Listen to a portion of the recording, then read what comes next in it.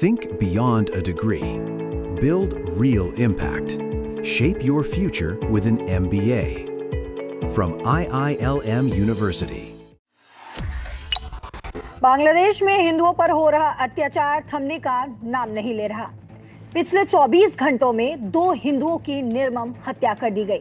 वहीं महज 18 दिनों के भीतर बांग्लादेश में 6 हिंदुओं का मर्डर हो चुका है। 18 दिसंबर 2025 से 6 जनवरी 2026 के बीच बांग्लादेश में 6 हिंदुओं को बेरहमी से मौत के घाट उतार दिया गया। हिंदू समुदायों पर हो रहे अत्याचार के से रूह कांपने वाली तस्वीर जो है लगातार सोशल मीडिया पर सामने आ रहा है, लेकिन यूनुस सरकार के कान पर जू तक नहीं रेंग रही।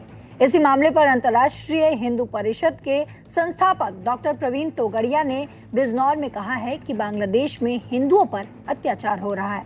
उन्होंने भारत सरकार से सेना भेजकर मोहम्मद यूनुस को ढाका से उठवाने की मांग की है, लेकिन ये मांग कितनी उचित है और बांग्लादेश में जिस तरीके से हिंदुओं को लगातार टारगेट किया जा रहा है, इस पर ज्यादा बातचीत के लिए मेरे साथ दैनिक जागरण के वरिष्ठ पत्रकार नीलू रंजन सर जुड़े हैं। उनसे समझेंगे और जानेंगे कि आखिर ये करने के पीछे बांग्लादेश का मकसद क्या है।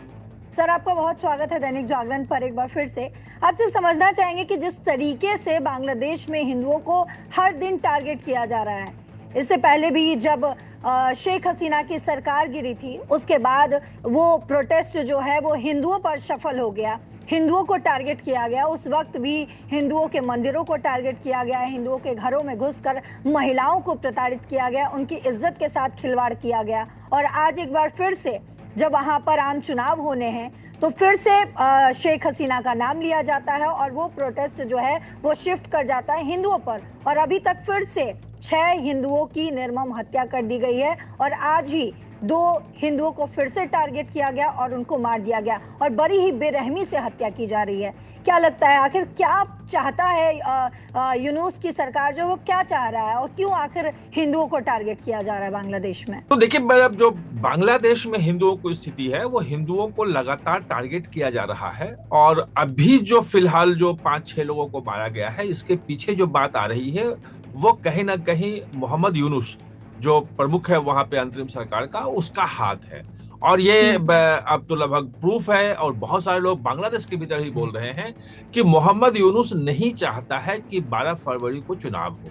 आपको ध्यान होगा कि जब वो अंतरिम सरकार का प्रमुख बना था 2024 में, तो हुआ था कि 6 महीने के भीतर चुनाव होगा और चुनाव के बाद चुनी हुई सरकार आएगी, लेकिन 1.5 साल हो गए, अब जाके चुनाव की बात आई है। और वो ये चाहता है कि भारत में इस ढंग से बांग्लादेश में इस ढंग से वहां पे अफरा तफरी हिंसा का माहौल फैले या हिंदुओं के हत्या होने के बाद भारत कोई कड़ा कदम उठा ले ताकि वहां पे चुनाव टल जाए। और जब चुनाव टलेगा तो अंतरिम सरकार का प्रमुख यूनुस है वो रहेगा, क्योंकि अब तारिक रहमान वहां आ गए हैं। एक जो कोशिश हो रही थी मोहम्मद यूनुस को कि वहां पे जो छात्र संगठन, जो भारत विरोधी जो आंदोलन में शामिल थे उस वक्त शेख हसीना के खिलाफ, उन लोगों को और जमात इस्लामी के जो जुड़े लोग हैं उनको जोड़ करके और मोहम्मद यूनुस जो है वो कहीं सरकार बनाने की स्थिति में रहे या कुछ कर ले अपना, कुछ एक उसका अपना चल रहा था या टल जाए चुनाव। लेकिन तारिक रहमान के समर्थन में जिस ढंग से जिस दिन आए वो बांग्लादेश में, और 10 लाख के आसपास लोग उनके स्वागत के लिए ढाका में मौजूद थे, वो लोकप्रियता उनकी जो थी वो अलग थी। तो एक तत्कालिक हिंसा के पीछे ये कारण जो लग रहा है अभी जो शुरू हुई है वो ये है कि मोहम्मद यूनुस जो है वो नहीं चाहता है कि 12 फरवरी का चुनाव हो। भारत की जो चिंता है और भारत की जो कोशिश ये है कि 12 फरवरी का चुनाव हो जाए, एक चुनी हुई सरकार आ जाए, क्योंकि चुनी हुई सरकार जो होती है वो एक कदम सही ढंग से उठाती है। और तारिक रहमान का आपने देखा कि खालदा जिया की मौत पे एस जयशंकर जो है वहां पे गए थे, उनका जो अंतिम संस्कार था उसमें एक चिट्ठी भी प्रधानमंत्री ने दी। तो वहां भारत जो है वो एक चुनी हुई सरकार के थ्रू हिंदुओं की सुरक्षा कैसे हो इसकी चिंता करने में लगी हुई है सुनिश्चित। और तारिक रहमान ने जो संकेत भी दिया है, और संकेत ही नहीं, उनके जो काम भी जो अभी तक जो दिख गए हैं कुछ दिनों में ही, एक तो ये कि आते ही उन्होंने कहा कि इंक्लूसिव बांग्लादेश होगा, यानी कि सब लोगों का जुड़ा हुआ होगा और किसी के साथ भेदभाव नहीं होगा। जो एक बीएनपी जैसी पार्टी के लिए नहीं था, क्योंकि जब बीएनपी पार्टी पहले थी 2006 के पहले, शेख वो खालिदा जिया जब प्रधानमंत्री थी, तो वो पाकिस्तान परस्त और कट्टरपंथियों के समर्थन वाली मानी जाती थी। और शेख हसीना जो हैं वो भारत की दोस्त और हिंदुओं के संरक्षण की बात करती थी। लेकिन अब इतने सालों बाद लौट के आए हैं तारिक रहमान, तो उन्होंने जो कहा है कि नहीं, हम सबकी चिंता करें, बदली हुई बात है वो। दूसरी बात, तो क्या तारिक रहमान के आने से मोहम्मद यूनुस का पत्ता जो है वो साफ हो जाएगा, और क्या वहां पे जो हिंदू हैं उसको संरक्षण दे पाएंगे तारिक रहमान? देखिए, उसमें दो चीजें हैं। पत्ता तो साफ होना तय है, होगा ही होगा, क्योंकि वो अंतरिम सरकार है, अंतरिम सरकार के प्रमुख हैं केवल। और जब सरकार नई चुनी हुई आ जाए, चाहे जिसकी भी आ जाए, तो वो यूनुस नहीं रहेंगे, चाहे जो भी आए। और ज्यादा है कि तारिक रहमान जो है वो जीत के आएंगे, तो वो बनेंगे वहां पे नए प्रधानमंत्री। तो यूनुस का जाना तय है। अब बात है हिंदुओं की सुरक्षा की। तो हिंदुओं को जो खतरा है वो कट्टरपंथी ताकतों से खतरा होती है ज्यादातर वहां पे, और उसमें जमाते इस्लामी जो है वो मेन है। जमाते इस्लामी बांग्लादेश है।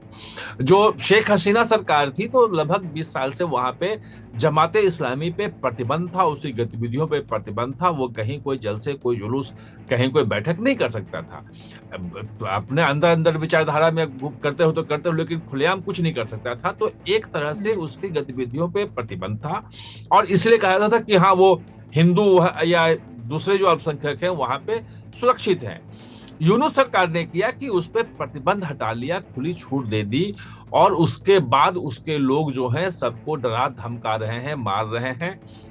यूनिवर्सिटी के इलेक्शंस में उसके जो छात्र नेता हैं जमाते इस्लामी से जुड़े हुए, वो जीत रहे हैं। तो हर जगह संस्थाओं पे जमाते इस्लामी के जो कट्टर जो लोग हैं वो कब्जा कर रहे हैं। और इन जो हत्याओं में जो बात सामने आ रही है वो जमाते इस्लामी से जुड़ी हुई बात ही सामने आ रही है। तो मेन जो गोल है कि वहां पे इन जो कट्टरपंथी ताकतें हैं, और उसमें कई पाकिस्तान परस्त ताकतें आ जाती हैं, जिन सबको मोहम्मद यूनुस ने संरक्षण दे रखा है, उनको बाहर कैसे किया जाए, उनको कैसे रोका जाए, ये एक बड़ा सवाल है।